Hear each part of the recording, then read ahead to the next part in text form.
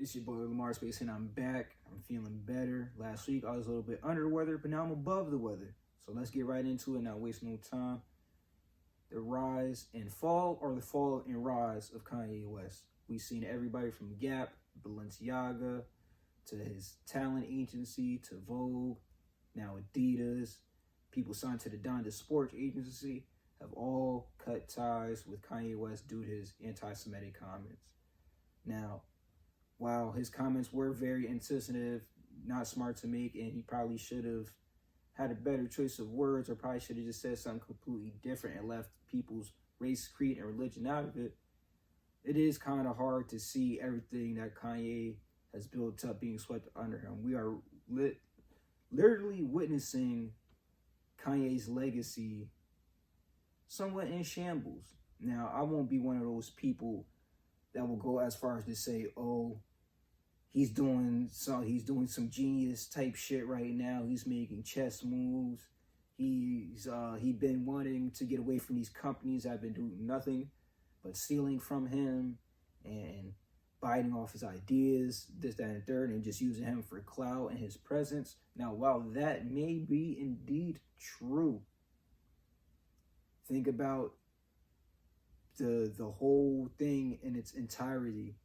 The people who are hired under him at these companies, people who have been given jobs by him, people who joined his organizations just because it's Kanye. Now they are affected. Now we see Donda Academy, the boys basketball team, or maybe this whole athletic department as a whole, they have been banned from one of the most prestigious basketball tournaments in the country, the Play-by-Play Classics. LeBron's been a part of them. Chris Paul's been a part of them. Just any major NBA basketball star, pretty much anybody you could think of that is a name in the NBA has been at that tournament. Now these kids have to suffer, not because of anything they did, but because the person that runs their educational facility, the things that he did is now affecting them. Same thing with Jaylen Brown and Aaron Donald now separating themselves from Donda Sports Agency. You know, they probably didn't want to do it, but because of everything, just the stench coming from everything Kanye West right now, they had to separate themselves. And then who knows, just the fact that they even had association with them, who knows if any other sports agency would even want to pick them up. It's just things you have to think about. Now, to the point where, oh, Kanye can say things about black people and he not get canceled, or if other races could say things about black people and they're forgiven. Well, that is because partly us, we don't do anything to check Kanye when he says these dumbass, insensitive things about his own people. People try to mystify and put magical elements onto the White Lives Matter tea. People agreed and said slavery was a choice, that our ancestors wanted that. It's just a whole bunch of bullshit. Oh, and lest we forget the bullshit racist talking point conjured up by Candace Owens about George Floyd dying from fentanyl that Kanye decided to repeat. Just a slew of things that he has regurgitated that a lot of our people have jumped up and defended, that these companies and these people, they're probably, oh, Kanye said it, his people are following behind him. Maybe it's true.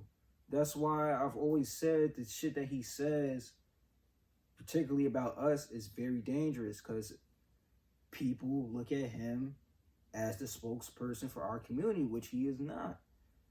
So that's pretty much my whole thing on why can he say, because you niggas defend him and buy Yeezys 25 minutes later when he shits on black people. That's why he can say shit about us and nothing gets done about it. Those people from other races and religions and creeds, they hold motherfuckers accountable for the shit that gets talked about them from other people. You see the Asians, they come together and get motherfuckers out of here. We've seen the Jewish community, they're coming together and getting Kanye the fuck out of here.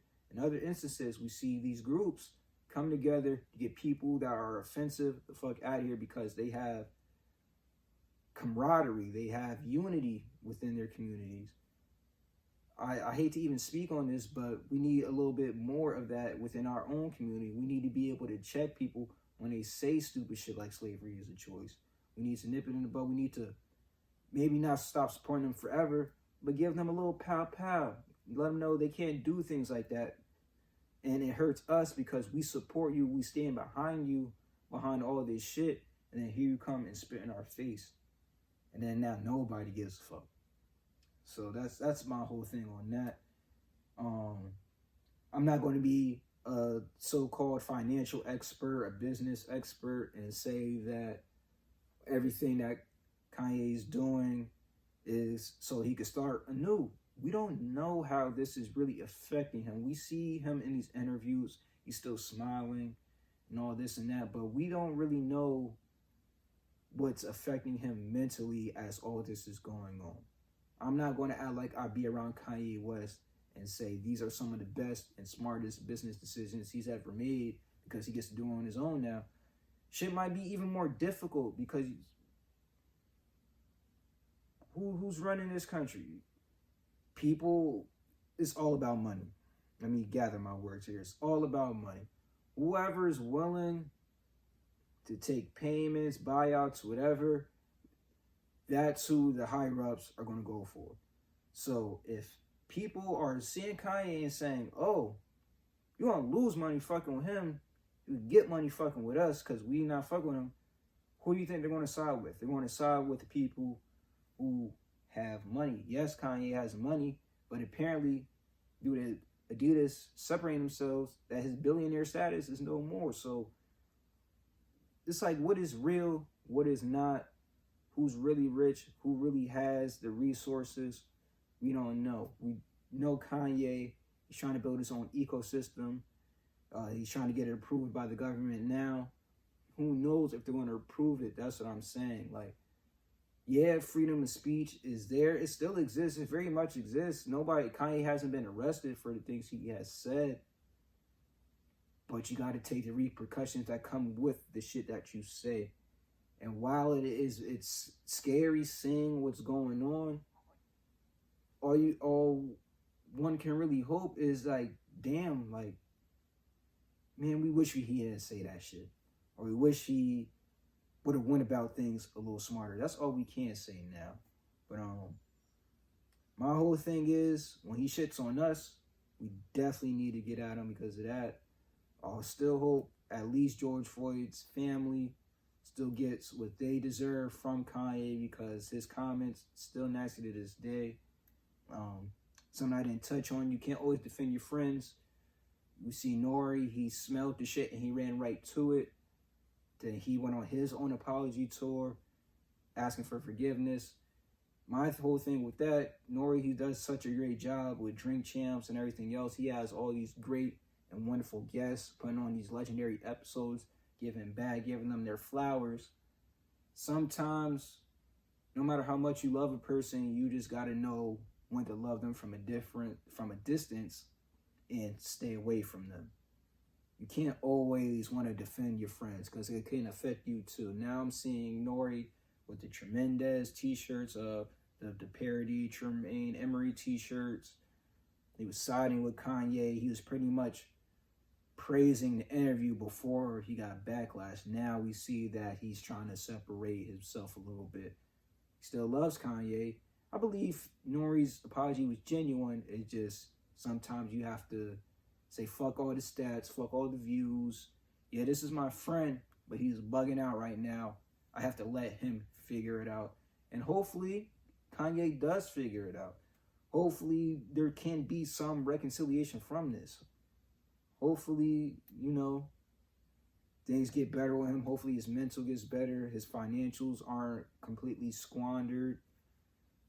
Because right now, it's just like he's losing everything. But then again, and this is up in the air, who knows if these things can actually help him start up his own community, ecosystem, whatever. We just don't know that. I'm not going to go out and jump out the window and say, oh yeah, this shit is about to happen. Like the rest of these crazy motherfuckers on the internet that just want to defend Kanye no matter what he does, I will not do that.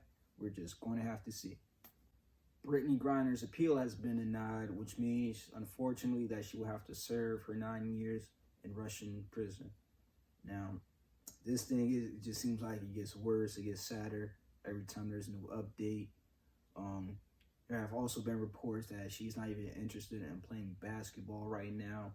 It's too much to think about. It's just something that the last thing on her mind in such dire situations, and I can believe that. You know, you pretty much locked up for something so minor and minuscule.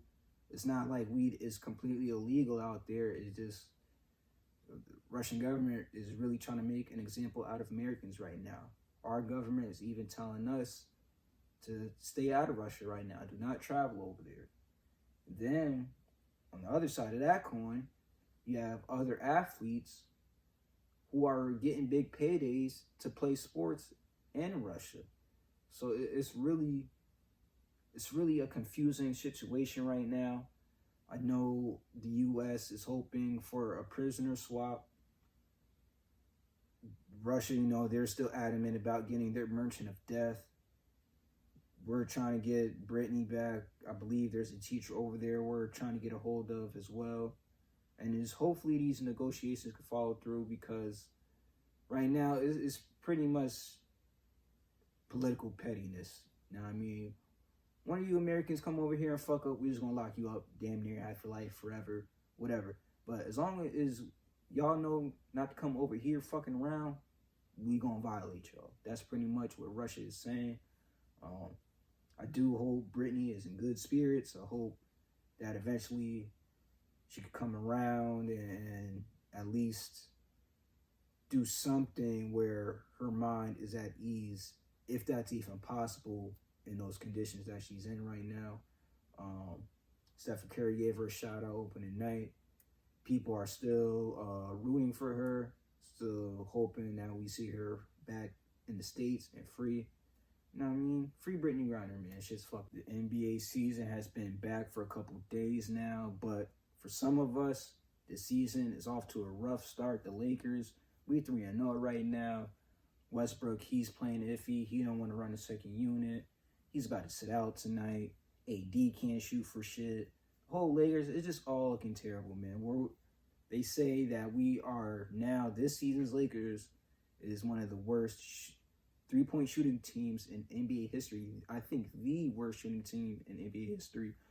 Westbrook is shooting a record low of 8% from the three-point line. It's like, what can we do to figure this thing out?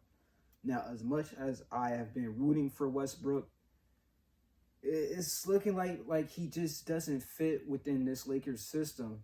Yeah, it was great that he's back home in LA. Yeah, it's probably a place he wanted to play growing up. But just under the current circumstances, right now, it's not looking good.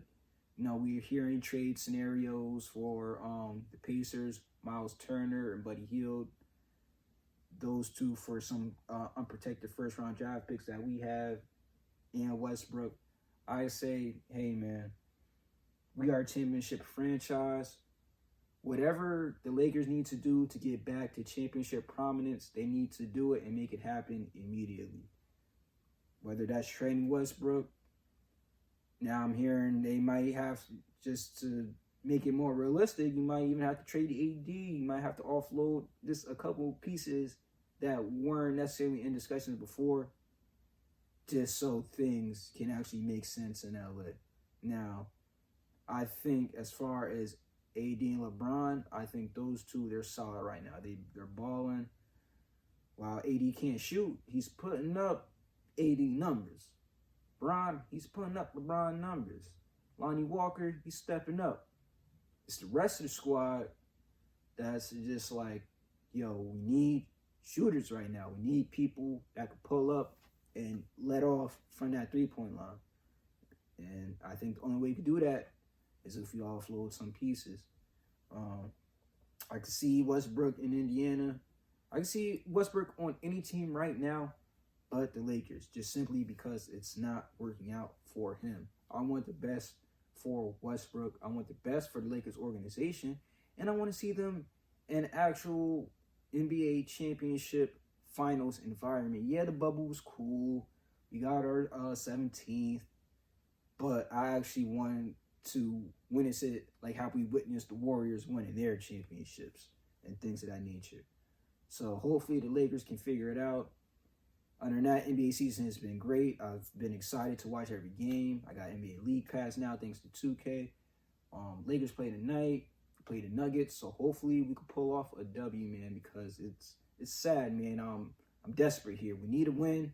We ain't get one yet. I know it's only 4 games in, but we should have won that game against Portland. There's a lot of mishaps, and it shit just needs to be figured out immediately. This Friday, October 28th, is a very important Friday for music, mainly because Rihanna makes her musical return with her new single, Lift Me Up, that will be presented on the Black Panther Wakanda Forever soundtrack. Now, we know it's been a couple years since Rihanna dropped her own project, ENT in 2016. She had a couple songs sprinkled out through the years since then. But I think this one right here is going to be Rihanna's coming home song. Now, I mean, I think going into 2023 and beyond, starting off with this Black Panther soundtrack, Rihanna's presence is going to be once again felt within the music industry. So I'm excited for that. I'm excited for the movie, which comes out November 11th. Soundtrack this Friday. Make sure y'all stay tuned. We got a new song from SZA titled Shirt that should be dropping Friday.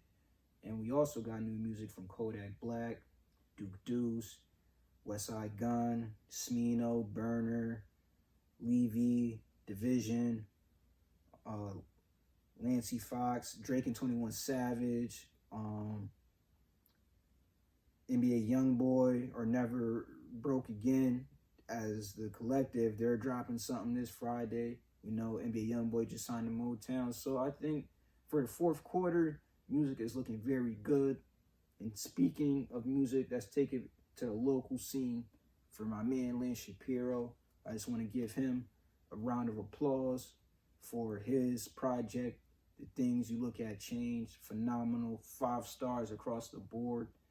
Now, when I listen to this project by my man's Lance, the sounds give me Little Brother vibes. The vocals and the lyricism, I'm getting hints of Dreamville.